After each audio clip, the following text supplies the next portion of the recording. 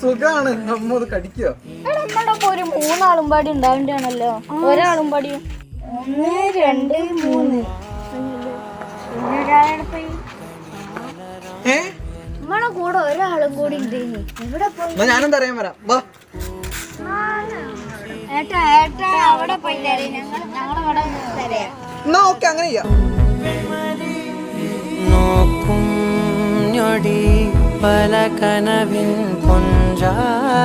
ഇവിടെ നോക്കിട്ട് കാണുന്നില്ലല്ലോ.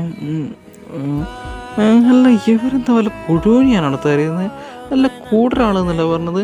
അമ്മോ, അതപ്പോ പത്രോസിനെ ആയിരിക്കും ഉദ്ദേശിച്ചത്. എൻ്റെ അമ്മോ, യവനെന്താ പുഴുവായി ചുരുങ്ങിപ്പോയോ? യവനെ ഇങ്ങനെ തരയാൻ വേണ്ടി നല്ല ആൾക്കാർ തന്നെ.